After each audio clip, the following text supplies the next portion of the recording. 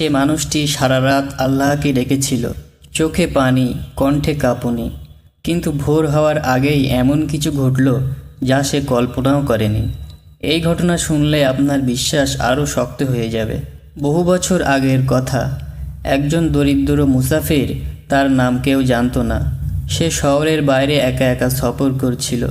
পকেটে নেই কোনো টাকা, কাছে নেই কোনো খাবার, এমনকি আশ্রয় নেওয়ার মতো কোনো জায়গাও নেই।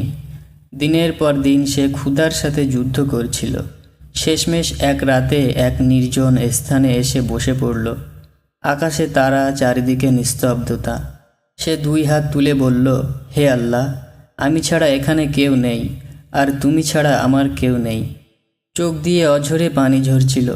ঠিক তখনই দূর থেকে একটি কুকুরের ডাক শোনা গেল। মুসাফির ভয় পেয়ে গেল। সে ভাবল, এই রাতে যদি কোনো বিপদ আসে।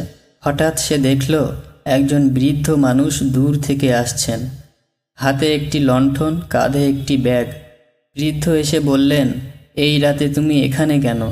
মুসাফির সব খুলে বলল, ক্ষুধা, দারিদ্র্য, অসহায়ত্ব। বৃদ্ধ কিছু না বলে তার ব্যাগ খুললেন। ভেতর থেকে বের করলেন রুটি আর পানি, আর বললেন, এগুলো খাও, আল্লাহ তোমার দোয়া কবুল করেছেন। মুসাফির কাঁদতে কাঁদতে খেলো। খাওয়ার শেষে সে জিজ্ঞেস করল, আপনি কে? এই রাতে এখানে এলেন কেন? বৃদ্ধ মুচকি হেসে বললেন, আমি শুধু আল্লাহর পাঠানো একজন মাধ্যম। এই কথা বলেই তিনি অন্ধকারে মিলিয়ে গেলেন। পরদিন সকালে মুসাফির শহরে ফিরলেন।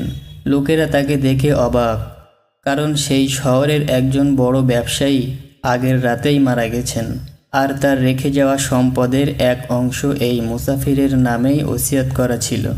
সে বুঝে গেল, আল্লাহ রাতের আধারেই তাকদির বদলে দিতে পারেন। আপনি যদি দুঃখে থাকেন, মনে রাখবেন, আল্লাহ কখনো দেরি করেন না। তিনি ঠিক সময়ে সব কিছু ঠিক করে দেন। ভিডিওটি ভালো লাগলে একটি লাইক ও সাবস্ক্রাইব করতে ভুলবেন না। ধন্যবাদ।